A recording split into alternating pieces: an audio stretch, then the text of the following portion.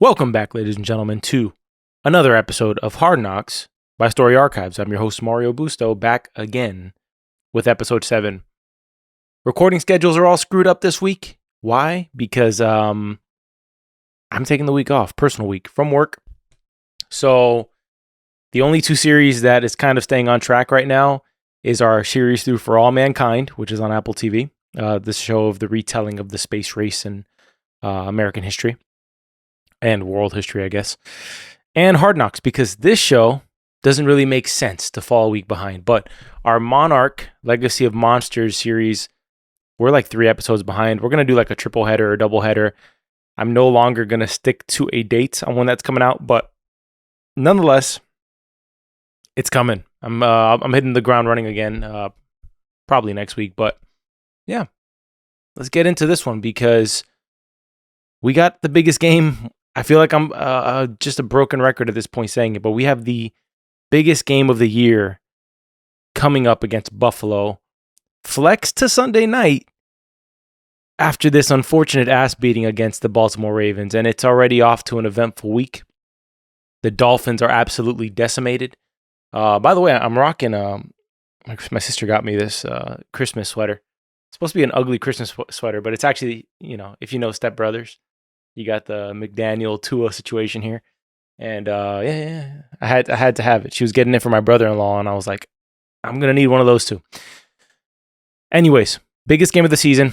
We just got our ass whooped by the Ravens. Tua had a chance, man. He had a chance to take that MVP trophy out of Lamar Jackson's hands, in my opinion. We had a chance to give ourselves a chance at the number 1 seed, right? Either way, we probably would have had to win out to win the rest of the year.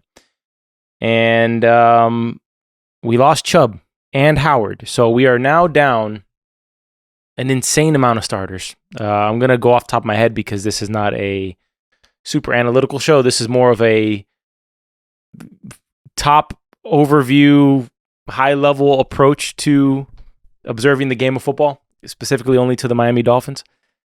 We're decimated, man. We have Mostert out. Hopefully he's back this week. We saw him in the Hard Knocks episode trying to prepare for this Ravens game, but he just could not get out there. Waddle, same thing. A-Chain's still battling that turf toe situation. Hopefully nothing worse comes of that. We lose Chubb for the season, torn ACL. O-line is still super battered. Okay, Howard we lost. He's officially out. Versus the Bills this Sunday. Fangio's going with a combination of Eli Apple, Kader Kohu, and I'm blanking on the third name right now. But yeah, it should be interesting on how we get pressure on Josh Allen this week, considering we have no outside linebackers besides Van Ginkel, and David Long's going to have to step it up. Duke Riley's going to have to play a much better game than what he did. Look, I'm not going to pretend to be an expert on the defensive side of the football, okay? But that wheel route to the right side of the field, even when Howard was out there, because, Howard got torched on that one play on the wheel right to the right side. But when he was gone, I mean, they ran that play at least 3 times, and it looked like on the replay, Duke took the wrong angle on that each and every time. But hopefully some better play. I think we just didn't come to play. I don't know what happened, but we definitely, hats off to the Ravens, man. They're definitely the best team in football right now, or they're playing the best football right now. I feel like that fluctuates from week to week, and any team can fall off. The Bills are on a 5 or 6 game winning streak as we speak, and one of the reasons you don't want to have to put yourself in a position to have to win 5 or 6 in a row, I think they're at 5 in a row, because they started the season 6-6, and now they're 11-6, I think, is that it's very difficult to have a sustained winning streak like that the rest of the way. So they've allowed themselves no room for failure, but the Dolphins are battered. I don't even know what the money line is, but is it crazy to say Buffalo's probably favored on this one? Let me see the odds. Buffalo Bills odds. Okay. I'm not a bettor. The Bills are favorites, expected to win. Okay, so it's currently -3. Currently -3 right now. So -3 at our house. So that's a slap in the face to the Dolphins. But let's talk about this episode, man. We're bouncing off the Cowboys win. Jason Sanders Special Teams Player of the Week, 5 field goals, throwing up the Kobe, as they were talking about. Felt like overall the Dolphins kind of maybe let their guards down a bit after beating a team as good as the Cowboys, but man, we're having such bad luck on the injury side of the ball. Tua with a supposed thumb injury now, which you got pissed about, by the way, in the press conference. So that's why I said supposed, because I don't think Tua wants it out there that he hurt his thumb, and that's one of the side effects or the negative aspects of having Hard Knocks documenting everything inside your locker room, is that no secret is left, right? So hopefully, as the season progresses, and hopefully it progresses all the way to the Super Bowl, we don't have a situation where Hard Knocks is leaking things out there that could be detrimental to the Dolphins or favorable to a team that's preparing to play the Dolphins. But yeah, Dolphins clinch their second playoff berth in 2 seasons. If we win the AFC East, it would be the first time we do that. I think they said in 15 years, which is crazy. This is the battle for the AFC East this Sunday.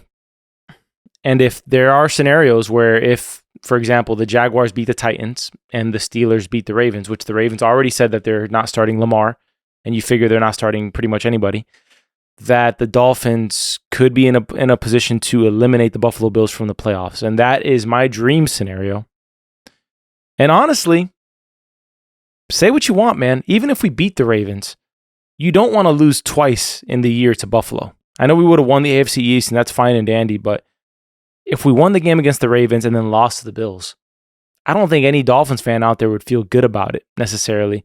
But I see the other side of the coin where if we lose to Buffalo, we got to play the Chiefs at Arrowhead, which is a damn tough challenge. And yeah, good luck on that one. Okay, let's talk about it. Ravens game. Holland comes back. Unfortunately, the defense played a horrible game. Talk about a bad week for Fangio to be featured on a Hard Knocks episode, considering the defense is playing at a top 5 level up until this game. Ravens are bouncing off of an incredible win at San Francisco. Probably if you're from a game prep perspective, if you couldn't ask for a better tape to study than the Ravens versus the Niners in order to prepare for the Ravens. But whatever our philosophy was, it did not do us well. And I heard something in the news this week that Fangio liked the way the defense looked when Ramsey was shadowing, what's his kid's name from the Jets, Garrett Wilson, right? So he liked the way that the defense looked when he was shadowing him. I know that's not technically a Fangio, like an aspect of his defense. And there's a great scene in this episode where Javon Holland's having a bunch of the secondary guys over his house for dinner.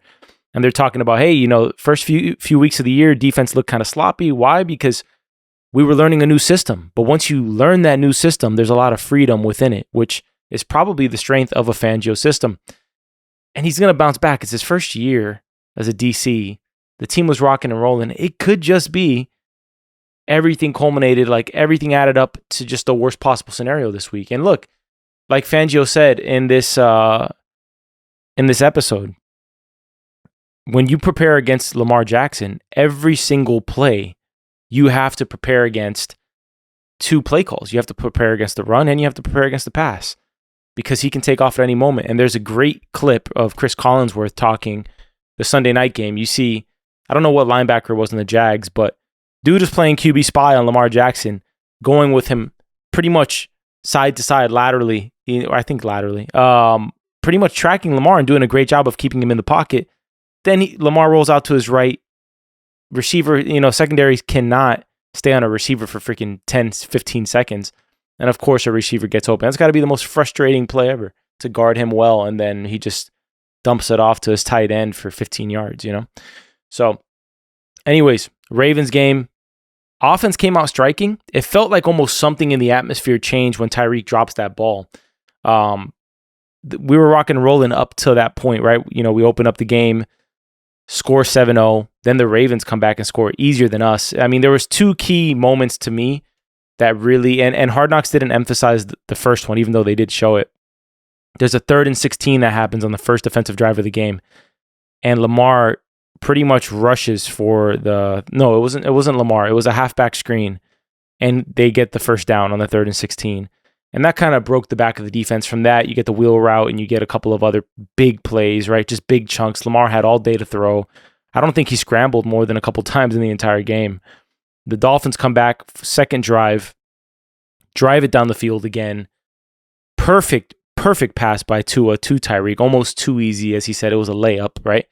And he, I guess, it was too easy, right? Some of the easy ones, the pop-ups are just a little too easy for these guys. But, if anybody's going to bounce back from that, it is Tyreek. And anyways, the game from that just tumbled. It was a absolute cluster the rest of the way. Even the second half, we open up with a huge return for the Ravens. You'd think we'd come out tightened up, but nope. Other than that, it's funny enough that these Hard Knock episodes after these tough losses, like the one against the Titans and then now the one against the Ravens, are some of the most interesting episodes of the season, right? Because you're seeing so much behind the scenes of the preparation. The Tua QB cam, Tua behind the scenes with the handshakes with Campanelli. Just really cool aspects that you don't get to see in some of the weeks that we followed up on a victory, right? And the narrator talks about it after Holland is speaking about the defense. He says, Sunday you won't get that sweet feeling because you're doing this whole episode, and I'm assuming Hard Knocks kind of like outlines their story day to day. And then when game day happens, it kind of throws like a whole monkey wrench and everything. And they did opt out to eliminate some of the more graphic moments of Bradley Chubb getting hurt, right? Because if you watch that game, you can hear him, writhing in pain. But earlier in the season, you have Jalen Phillips on microphone, like crying, very emotional. And I think they opted out because it's not a good look for the NFL, a league that's always being decimated by injuries. Like every team is beat up at this point in the season. And it's one of those things where if that's your brand, you kind of don't want to emphasize the fact that these horrible injuries happen on plays that are just non-contact, just the attrition over time. Another interesting fact is that Hard Knocks isn't really taking a media approach. The media does tend to pile on the negative aspect in pretty much every aspect of life. And one of the biggest questions this week was, why did the Dolphins have Bradley Chubb out there in that situation, down by 30, only I think 3 minutes left in the game? Why is he out there in that situation? You're already destroyed on defense. But I think that's an armchair quarterback thing where everybody, acts like it's the obvious thing to do. Yeah, should your starters be out there? No. But at the same time, like Tua sliding for that extra couple yards and then somebody lands on his shoulder. Tua goes down, that's the year, man. We saw what happened last year. Yeah, we gave Buffalo a run for their money in the wild card. But we were running Skyler out there. And even, damn it, we almost beat the Bills at Buffalo with Skyler out there. So anything could happen, but this offense is very much built for Tua at this point. All right. I got to, just hats off once again to the Ravens. Lamar definitely winning MVP. He has the award in my eyes for the most epic introduction to an opposing player other than Max Crosby this year. Lamar got the second coolest intro. Devontae Adams got a cool one too for the Raiders, but nonetheless, he gets that one for sure. Moving on to this week, this will be the final episode of the regular season before the playoffs. We're looking at the Ravens. They have secured the 1 seed. They have the bye in the first round. Dolphins are fighting for that 2nd seed and the AFC East title, which is a huge difference, man. You go from probably playing the Colts in the first round, I think, to playing the Chiefs at Arrowhead. And although Kansas City hasn't looked the greatest, playing at Arrowhead is just as tough as playing at Buffalo. And then you're giving Buffalo the 2nd seed. So you're doomed for a really tough road if you lose to Buffalo on Sunday. And this is what it comes down to, man. You want to be a championship team, you have these games. All these champs have these tough games, these primetime games. The Cowboys always have these primetime games, although they're not the greatest example of recent success, right? For like the last decade or so, or more actually. But if the Dolphins want to be in the spotlight, you got to get it done in these situations, regardless of your injuries. Great teams get it done regardless of injury. Next man up mentality. And that's what has to happen here. We need a McDaniel just masterclass game plan. We need a Fangio masterclass game plan because the Ravens out-schemed us in every single regard. It felt like everything we threw at them, they knew it was coming. Even the scoring drives, Tua was throwing into these windows that were just ridiculous. That throw to Claypool in the end zone that he didn't come up with, just dropped it in the hat. Just dropped it in the bucket. Tyreek on those little quick slants, almost no window. But you're facing a cerebral Roquan Smith who's just adjusting to Tua's approach to the game. You don't got Waddle out there, so you have just a complete isolation on Tyreek and focusing on him. And that's that. That's how you end up with a horrible loss to the Dolphins. And by the way, you want to talk about something. And I'm not a fan of any other team besides the Dolphins. Everybody else ranks after that. But you saw Harbaugh running it up on us at the end of that game, still passing the ball with 2 minutes left. They're already up by 30. And it reminded me of when we beat the Broncos. Okay, we beat them 70 to whatever. Okay, 70 to 20. And we opted not to go for the scoring record. And then the following drive, when we gave the ball back to the Broncos, what does this freaking Sean Payton do? Instead of kneeling the ball, he runs the ball, which could lead to a player's injury, any player injuries or whatever you want to call it. Okay. I think we got to get past the nice guy mentality and kind of show more of that, what every great player knows how to do, which is to stomp on the head, grab them by the throats of their opponent, stomp on their necks, right? That's what the greats have. That's what the Tom Brady's had, the Bill Belichick, when he had his defense cranking on all cylinders and he wasn't in charge of player personnel as well. That's what your Stephen Currys have. They know that this is a competitive game. We're out here to win and break records. What are we doing? I know there's sportsmanship involved, but I'm seeing over and over again examples of supposed Hall of Famer coaches, class act coaches, who run it up on other teams. And then we're there in prime position to break a record, and we don't do it. And I know I'm on my soapbox, but this is the Soapbox Network. Break the records. We're here to break records. 20 years from now, nobody cares that you kneeled it against the Broncos. All they care about is that the Dolphins have the record for largest victory. And by the way, the Dolphins hold a ton of victories thanks to Shula, thanks to Dan Marino, and all of that. Which, by the way, I think McDaniel said recently, if you adjusted Marino's numbers to the modern day rules, he wouldn't have like 5,000 plus yards. It would be something like 6,000 or 7,000 yards in a season. Like the fact that he threw for that many yards in the era of the NFL that he played in, people don't talk about that enough. So, all right. Moving onward, Buffalo, Sunday night. I'm kind of glad it's Sunday night, even though the Dolphins don't historically do the best on primetime games. But whatever. I think we got to get that monkey off our back, prove to the world, and go punch the Bills in the mouth. Go show them who's the boss. Also, bad news, Ravens just signed Dalvin Cook, adding more depth to their lineup. Felt like a little bit of a vengeful play by Dalvin there. I think we could have used the depth at the running back position, considering me, outside of the Dolphins building, I don't know anything. I'm not a reporter. All I know is my years of watching football. Feels like we could have used that depth because A-Chain's that speedster. Feels almost like you can run a package with A-Chain and Mostert out there at all times.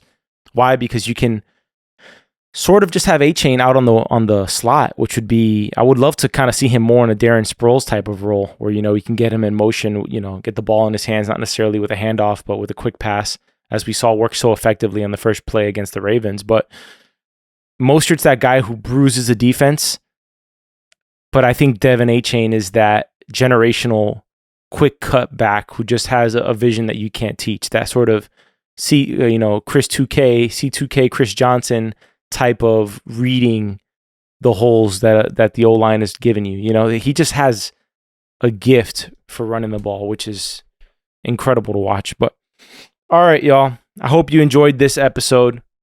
It's a little bit of a shorter one, but let us know what you're thinking about the Hard Knocks series so far. I gotta say, it's fun to watch a Hard Knocks season with a team that's going to the playoffs. And I think that should probably be the new strategy for NFL Films, is to no longer do these teams that are kind of like on the precipice.